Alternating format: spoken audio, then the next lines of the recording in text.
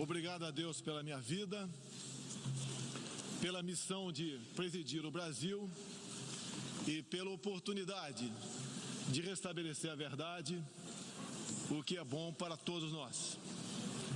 Senhor Presidente da Assembleia Geral, Tirani Mohamed Bandi, Senhor Secretário-Geral da ONU, Antônio Guterres, chefes de Estado, de governo e de delegação, senhoras e senhores, apresento aos senhores um novo Brasil que ressurge depois de estar à beira do socialismo. Um Brasil que está sendo reconstruído a partir dos anseios e dos ideais de seu povo.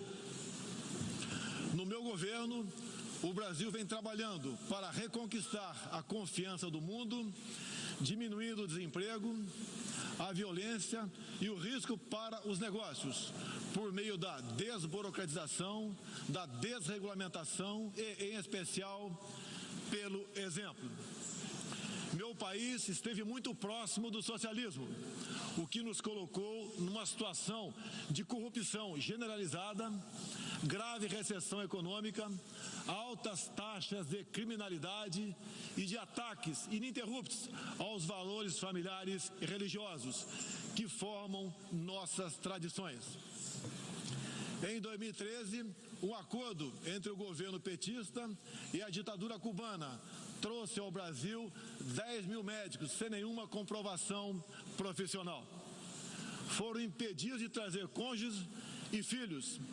Tiveram 75% de seus salários confiscados pelo regime e foram impedidos de usufruir de direitos fundamentais como de ir e vir. Um verdadeiro trabalho escravo, acreditem. Respaldado por entidades de direitos humanos do Brasil e da ONU. Antes mesmo de eu assumir o governo, quase 90% deles deixaram o Brasil, por ação unilateral do regime cubano. Os que decidiram ficar se submeterão à qualificação médica para exercer sua profissão. Deste modo, nosso país deixou de contribuir com a ditadura cubana, não mais enviando para Havana 300 milhões de dólares todos os anos. A história nos mostra que já nos anos 60, agentes cubanos foram enviados a diversos países para colaborar com a implementação de ditaduras. Há poucas décadas, tentaram mudar o regime brasileiro e de outros países da América Latina. Foram derrotados. Civis e militares brasileiros foram mortos e outros tantos tiveram suas reputações destruídas, mas vencemos aquela guerra e resguardamos nossa liberdade. Na Venezuela, esses agentes do regime cubano, levados por Hugo Chávez, também chegaram e hoje são aproximadamente 60 mil que controlam e interferem em todas as áreas da sociedade local, principalmente na inteligência e na defesa. A Venezuela, outrora um país pujante e democrático, hoje experimenta a crueldade do socialismo.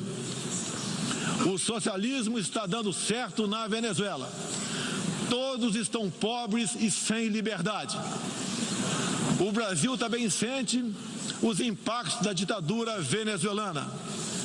Dos mais de 4 milhões que fugiram do país, uma parte migrou para o Brasil, fugindo da fome e da violência. Temos feito a nossa parte para ajudá-los através da Operação Acolhida, realizada pelo Exército Brasileiro e elogiada mundialmente.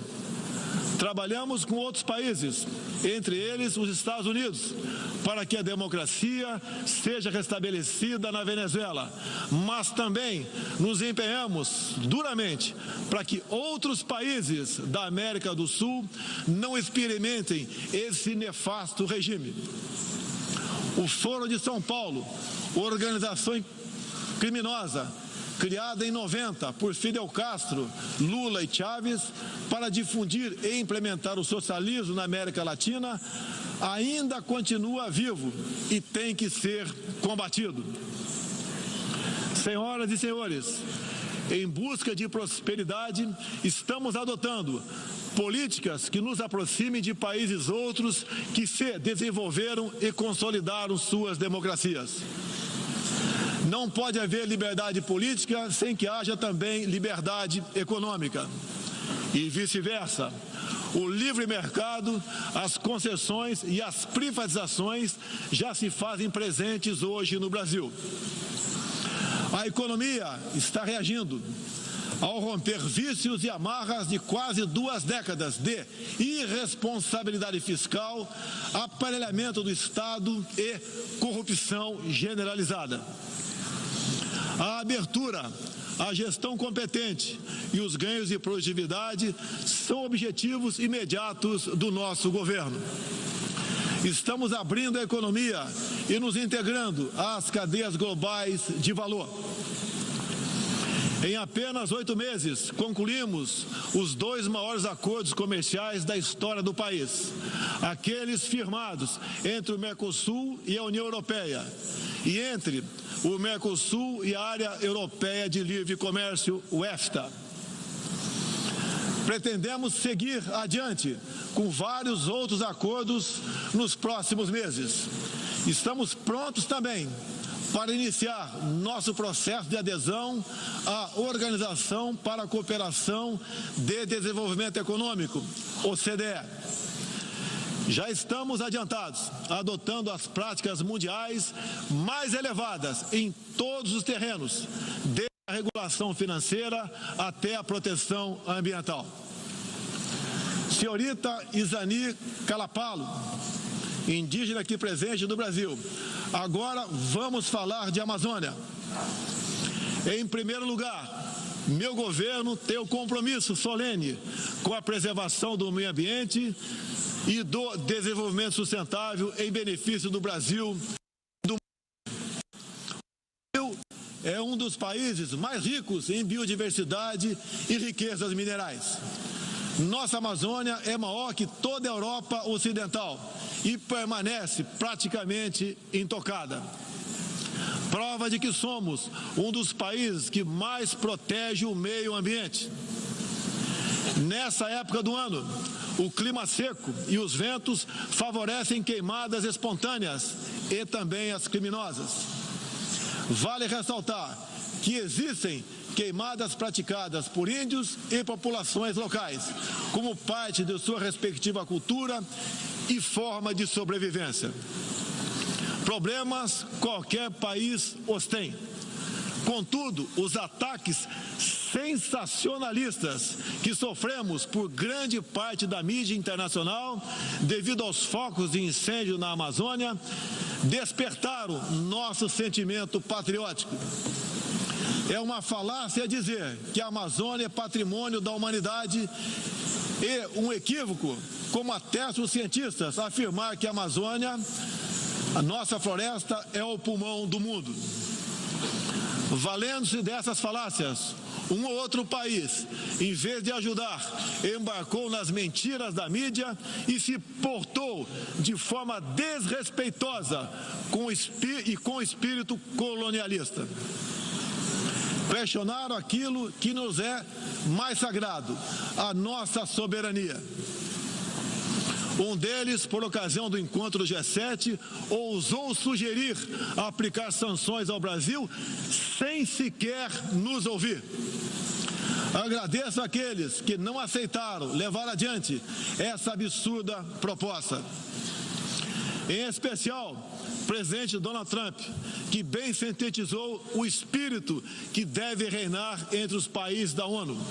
Respeito à liberdade e à soberania de cada um de nós. Hoje, 14% do território brasileiro está demarcado como terra indígena, mas é preciso entender que nossos nativos são seres humanos, exatamente como qualquer um de nós. Eles querem e merecem usufruir dos mesmos direitos de que todos nós. Quero deixar claro, o Brasil não vai aumentar para 20% sua área já demarcada como terra indígena, como alguns chefes de Estado gostariam que acontecesse. Existe no Brasil 225 povos indígenas, além de referências de 70 tribos vivendo em locais isolados. Cada povo ou tribo, com seu cacique, sua cultura, suas tradições, seus costumes e, principalmente, sua forma de ver o mundo. A visão de um líder indígena não representa a de todos os índios brasileiros. Muitas vezes, alguns desses líderes, como o cacique Raoni, são usados como peça de manobra por governos estrangeiros na sua guerra informacional para avançar seus interesses na Amazônia. Infelizmente, algumas pessoas de dentro e de fora do Brasil, apoiadas por ONGs, teimam em tratar e manter nossos índios como verdadeiros homens das cavernas. O Brasil agora tem um presidente que se preocupa com aqueles que lá estavam antes da chegada dos portugueses em 1500. O índio não quer ser latifundiário, pobre em cima de terra rica, especialmente das terras mais ricas do mundo. É o caso das reservas Yanomami e Raposa Serra do Sol. Nessas reservas existe grande abundância de ouro, diamante, urânio, nióbio e terras raras, entre outros. E esses territórios são enormes. A reserva Yanomami sozinha conta com aproximadamente 95 mil quilômetros quadrados, o equivalente ao tamanho de Portugal ou da Hungria, embora apenas 15 mil índios vivam nessa área. Isso demonstra que os que nos atacam não estão preocupados com o ser humano índio, mas sim com as riquezas minerais e a biodiversidade existentes nessas áreas. E para mostrar aos senhores que não existe uma autoridade única entre os índios, eu quero ler uma carta aqui de grande parte das comunidades indígenas endereçadas para os senhores.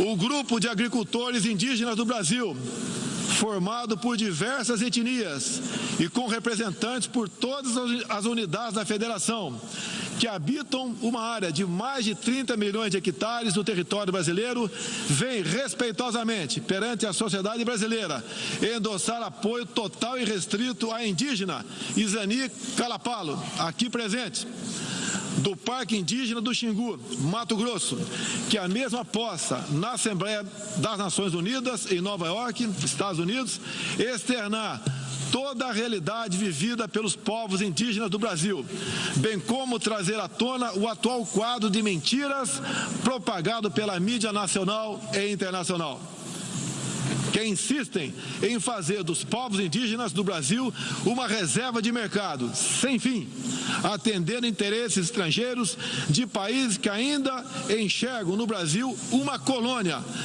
sem regras e sem soberania.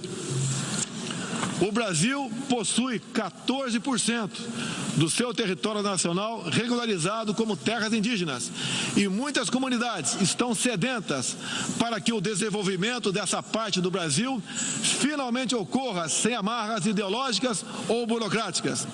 Isso facilitará o alcance de uma maior qualidade de vida nas áreas do empreendedorismo, saúde e educação.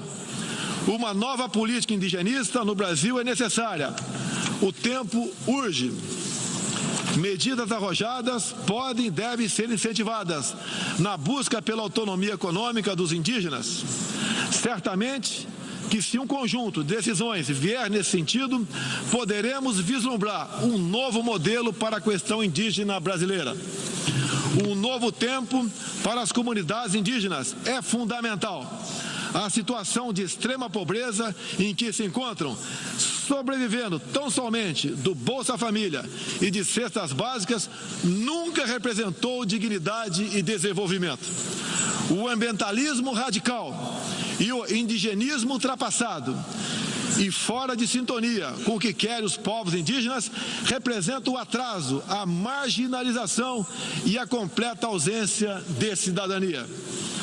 A realidade ora posta impõe que o mundo, na arena da Assembleia das Nações Unidas, possa conhecer nossos desejos e aspirações na voz da indígena Izani Kalapalo, que transmitirá o real quadro do meio ambiente e das comunidades indígenas brasileiras. Portanto, Izani Kalapalo goza de confiança e do prestígio da liderança indígena interessada em desenvolvimento, empoderamento e protagonismo, estando apta para representar as etnias relacionadas anexas, que são 52. Acabou o monopólio do senhor Raoni. A Organização das Nações Unidas teve papel fundamental na superação do colonialismo e não pode aceitar que essa mentalidade regresse a essas salas e corredores sob qualquer pretexto. Não podemos esquecer que o mundo necessita ser alimentado. A França e a Alemanha, por exemplo, usam mais de 50% de seus territórios para a agricultura. Já o Brasil usa apenas 8% de terras para a produção de alimentos. 61% do nosso território é preservado. Nossa política é de tolerância zero para com a criminalidade, aí incluídos os crimes ambientais. Quero reafirmar minha posição de que qualquer iniciativa de ajuda ou apoio à preservação da floresta amazônica ou de outros biomas deve ser tratado em pleno respeito à soberania brasileira. Também rechaçamos as tentativas de instrumentalizar a questão ambiental ou a política indigenista em prol de interesses políticos e econômicos externos, em especial os disfarçados de boas intenções. Estamos prontos para, em parcerias e agregando valor, aproveitar de forma sustentável todo o nosso potencial. O Brasil reafirma seu compromisso intransigente com os mais altos padrões de direitos humanos, com a defesa da democracia e da liberdade de expressão religiosa e de imprensa. É um compromisso que caminha junto com o combate à corrupção e à criminalidade, demandas urgentes da sociedade brasileira. Seguiremos contribuindo dentro e fora das Nações Unidas para a construção de um mundo onde não haja impunidade, esconderijo ou abrigo para criminosos e corruptos. Em meu governo, o terrorista Cesare Battisti fugiu do Brasil, foi preso na Bolívia e extraditado para a Itália. Outros 3 terroristas paraguaios e um chileno que viviam no Brasil como refugiados políticos também foram devolvidos aos seus respectivos países. Terroristas, sob disfarce de perseguidos políticos, não mais encontrarão refúgio no Brasil. Há pouco, presidentes socialistas que me antecederam desviaram centenas de bilhões de dólares, comprando parte da mídia e parte do parlamento. Tudo por um projeto de poder absoluto. Foram julgados e punidos graças ao patriotismo, perseverança e coragem de um juiz que é símbolo no meu país, o doutor Sérgio Moro, nosso atual ministro da Justiça e Segurança Pública. Esses presidentes também transferiram boa parte desses recursos para outros países, com a finalidade de promover e implementar projetos semelhantes em toda a região. Essa fonte de recursos secou Esses mesmos governantes vinham aqui todos os anos e faziam descompromissados discursos com temas que nunca atenderam aos reais interesses do Brasil, nem contribuíram para a estabilidade mundial. Mesmo assim, eram aplaudidos. Em meu país, tínhamos que fazer algo a respeito dos quase 70 mil homicídios e dos incontáveis crimes violentos que anualmente massacravam a população brasileira. A vida é o mais básico dos direitos humanos. Nossos policiais militares eram o alvo preferencial do crime. Só em 2017, cerca de 400 policiais militares foram cruelmente assassinados. Isso está mudando. Medidas foram tomadas e conseguimos reduzir em mais de 20% o número de homicídios nos 6 primeiros meses do meu governo. As apreensões de cocaína e outras drogas atingiram níveis recorde. Hoje o Brasil está mais seguro e ainda mais hospitaleiro. Acabamos de estender a isenção de vistos para países como Estados Unidos, Japão, Austrália e Canadá. E estamos estudando adotar medidas similares para a China e Índia, entre outros. Com mais segurança e com essas facilidades, queremos que todos possam conhecer o Brasil, em especial a nossa Amazônia, com toda a sua vastidão e beleza natural. Ela não está sendo devastada e nem consumida pelo fogo, como diz mentirosamente a mídia. Cada um de vocês pode comprovar o que estou falando agora. Não deixe de conhecer o Brasil. Ele é muito diferente daquele estampado em muitos jornais e televisões. A perseguição religiosa é um flagelo que devemos combater de forma incansável. Nos últimos anos, testemunhamos em diferentes regiões ataques covardes que vitimaram fiéis congregados em igrejas, sinagogas e mesquitas. O Brasil condena energicamente todos esses atos e está pronto a colaborar com outros países para a proteção daqueles que se veem oprimidos por causa de sua fé. Preocupam o povo brasileiro, em particular a crescente perseguição, a discriminação e a violência contra missionários e minorias religiosas em diferentes regiões do mundo. Por isso, apoiamos a criação do Dia Internacional em memória das vítimas de atos de violência baseados em religião ou crença. Nessa data, recordaremos anualmente aqueles que sofrem as consequências nefastas da perseguição religiosa.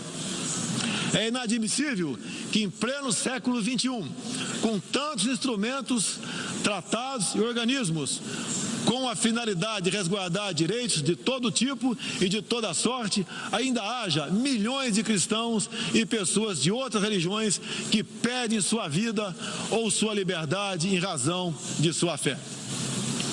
A devoção do Brasil à causa da paz se comprova pelo sólido histórico de contribuições para as missões da ONU. Há 70 anos, o Brasil tem dado contribuição efetiva para as operações de manutenção da paz das Nações Unidas. Apoiamos todos os esforços para que essas missões se tornem mais efetivas e tragam benefícios reais e concretos para os países que as recebem. Nas circunstâncias mais variadas, no Haiti, no Líbano, na República Democrática do Congo, os contingentes brasileiros são reconhecidos pela qualidade de seu trabalho e pelo respeito à população, aos direitos humanos e aos princípios que norteiam as operações de manutenção de paz. Reafirmo nossa disposição de manter contribuição concreta às missões da ONU, inclusive no que diz respeito ao treinamento e à capacitação de tropas, área em que temos reconhecida experiência.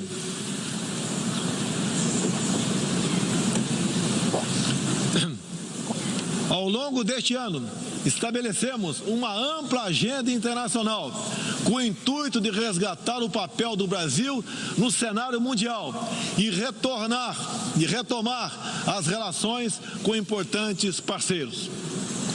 Em janeiro, estivemos em Davos, onde apresentamos nosso ambicioso programa de reformas para investidores de todo o mundo. Em março, visitamos Washington, onde lançamos uma parceria abrangente e ousada com o governo dos Estados Unidos em todas as áreas, com destaque para a coordenação política e para a cooperação econômica e militar.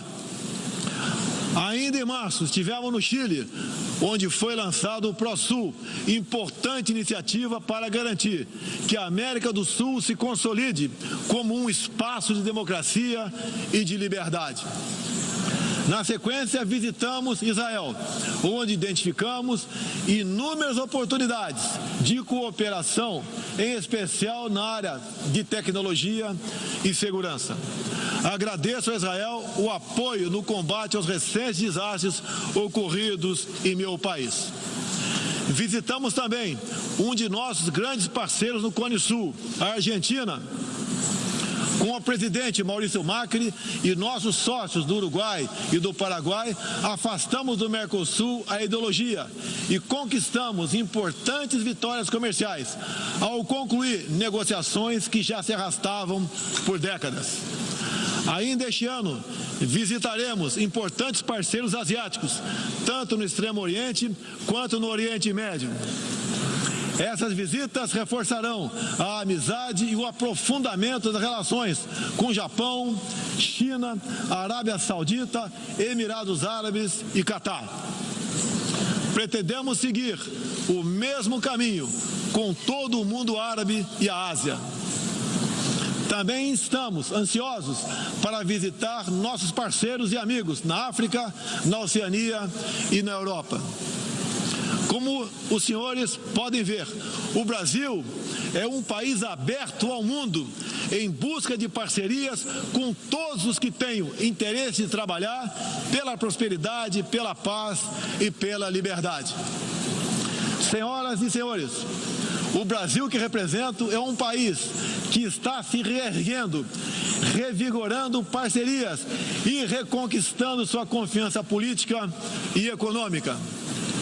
Estamos preparados para assumir as responsabilidades que nos cabem no sistema internacional.